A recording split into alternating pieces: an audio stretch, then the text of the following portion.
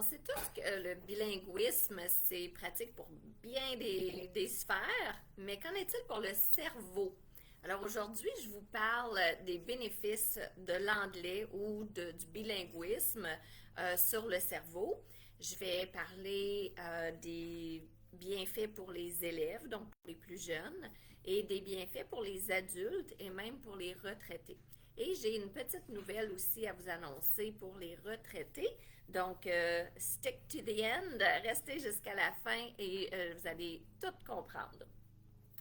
Alors, oui, c'est vrai que parler anglais ou parler une deuxième langue, ça nous permet de parler à un plus grand nombre de personnes, ça nous permet de voyager, mais pour le cerveau, ça fait vraiment une grosse différence. Parce que chaque langage va aller chercher une partie différente du cerveau. Oui, on a toujours le motor cortex qui contrôle les lèvres, la bouche.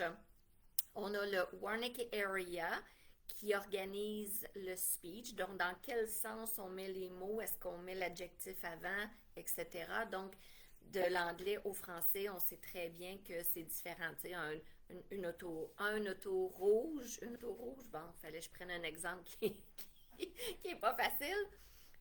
Une automobile rouge, a red car en anglais. Fait que ça va chercher différentes parties du cerveau et les synapses vont faire différentes connexions. The Broca's area, lui, c'est le processus du son, donc les sons qu'on prononce, les sons qu'on entend, mais il y a le auditory cortex, lui, c'est vraiment tous les sons que tu entends. Donc, quand tu as une conversation ou que tu écoutes la télévision ou la radio ou une chanson en anglais, c'est cette partie-là qui travaille. Fait que pour les élèves, là, je vais rebrancher mon téléphone, donnez-moi 2 secondes. OK. Donc, un instant.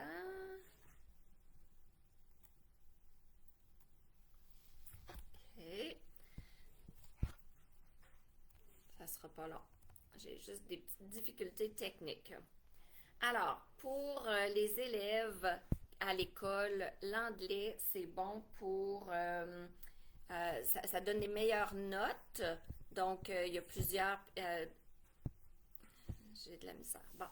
Il y a plusieurs enseignants qui disent que les notes au niveau académique sont plus élevées chez les élèves qui parlent les deux langues ou 2 langues et plus. C'est sûr que là, je vais me référer toujours à l'anglais, mais tu sais, ça peut être anglais-espagnol ou ça peut être allemand, puis Polish, tu sais, bilinguisme, vous le savez, là, c'est 2 langues et plus. 2 langues, mais c'est plus facile pour un élève de lire. Donc, le cerveau va avoir une certaine logique qui développe, donc c'est plus facile de lire, que ce soit dans n'importe quelle langue. L'élève va avoir plus de facilité à lire rapidement. Et on sait que la lecture, hein, c'est tellement bon, ça, pour le cerveau. Donc, plus on lit vite, plus on peut faire nos devoirs, puis nos tests rapidement. Si c'est long, ben si c'est long à lire, tout est plus long à répondre et tout. C'est bon pour la mémoire à long terme.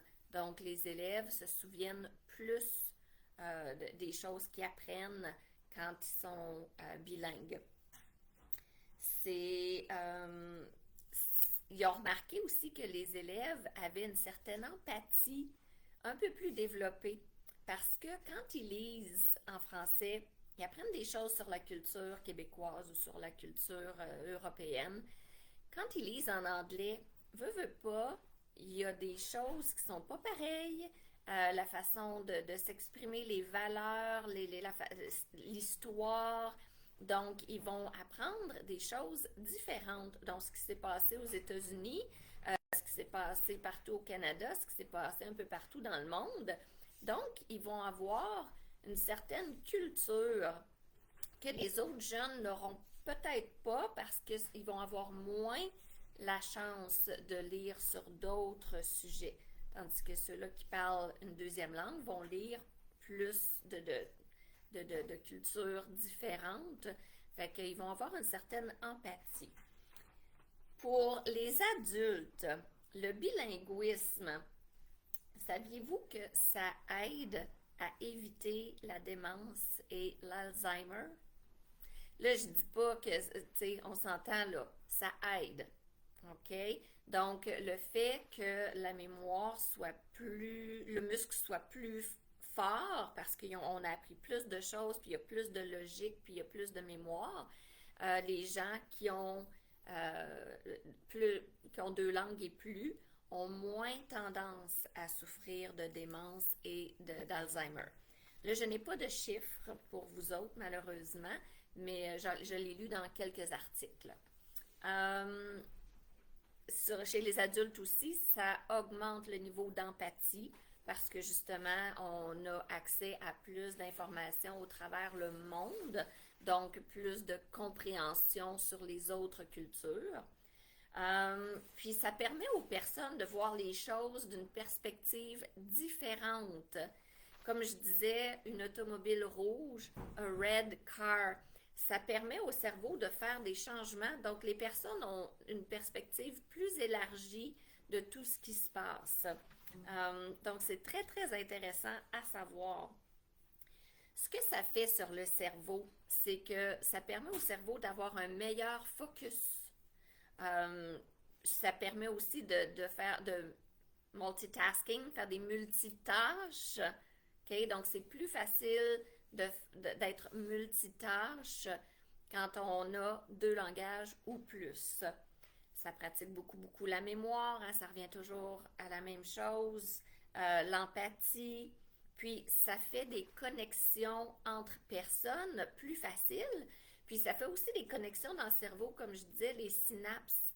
Fait qu'une automobile rouge, ça vient de connecter qu'en français, on met le rouge après. A red car, on vient de connecter. Donc, il y a une autre synapse qui se connecte.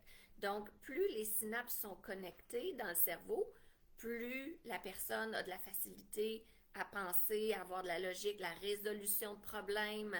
Donc, c'est super intéressant de savoir tout ça, que oui, être bilingue, ça aide souvent au niveau du travail. Hein, on le sait, ça peut être plus facile d'avoir un certain poste quand on est bilingue. C'est pas partout, mais dans certaines places. Ça nous aide à voyager.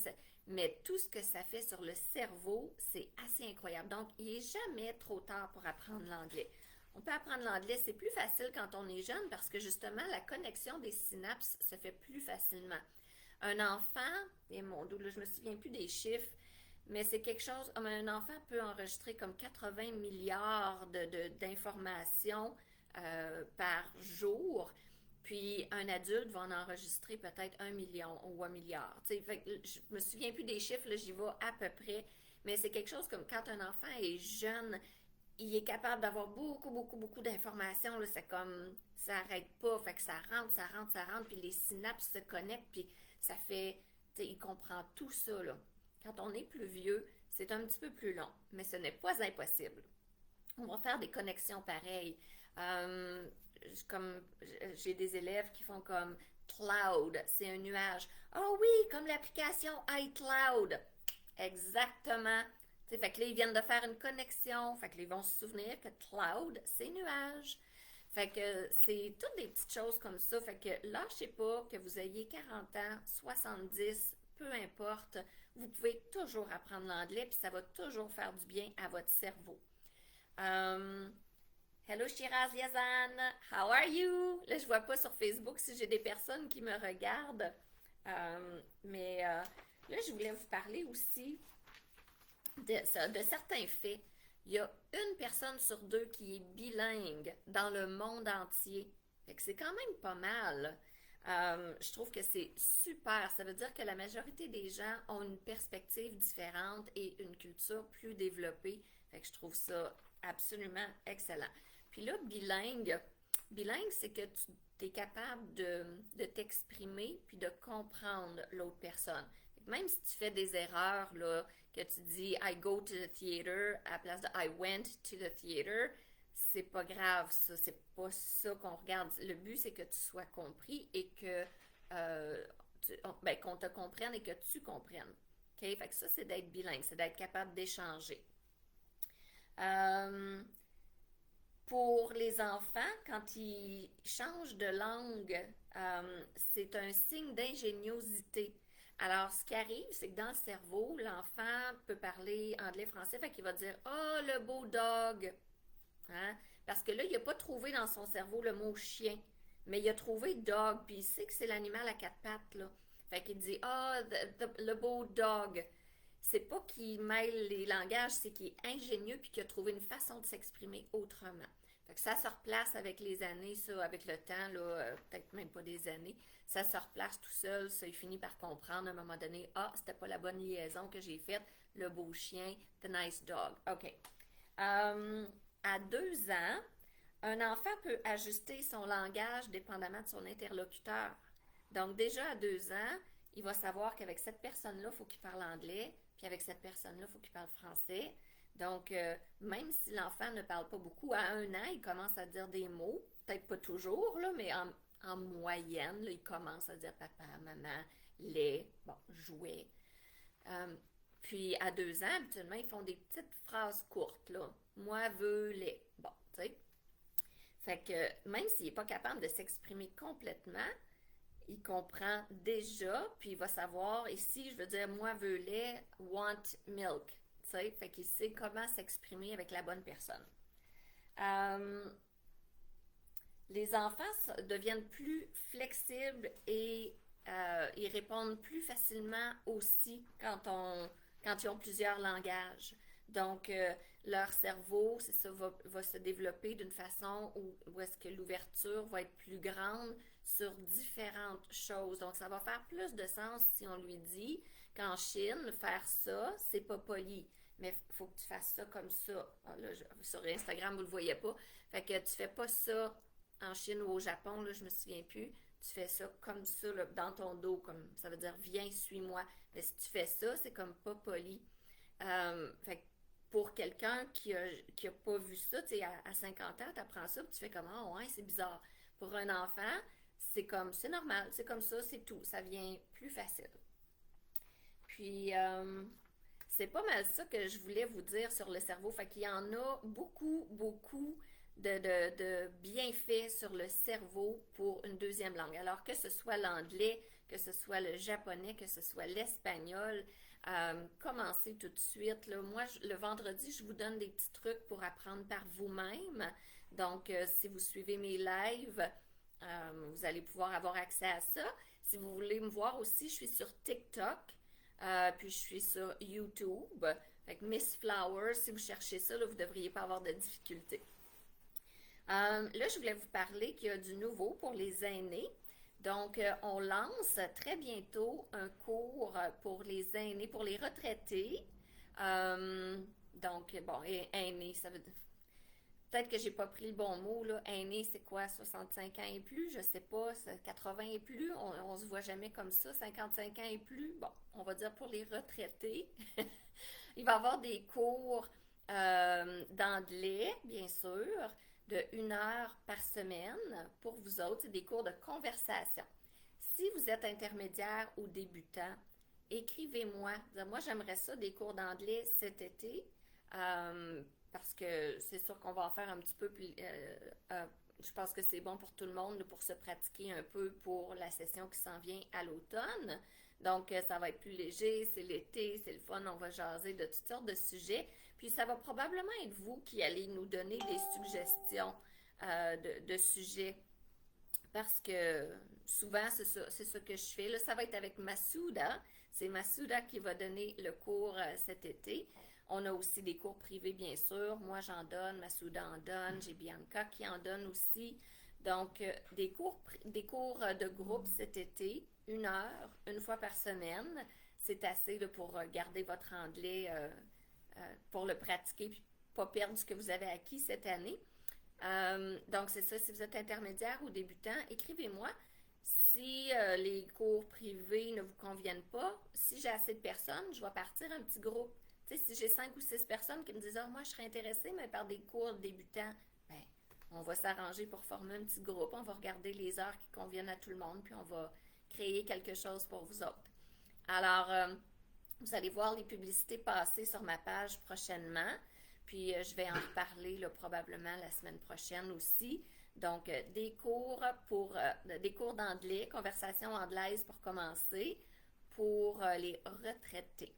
Alors, je vous laisse là-dessus. Je vous souhaite une belle semaine. Moi, je vous retrouve vendredi. Je crois que c'est à 11h30.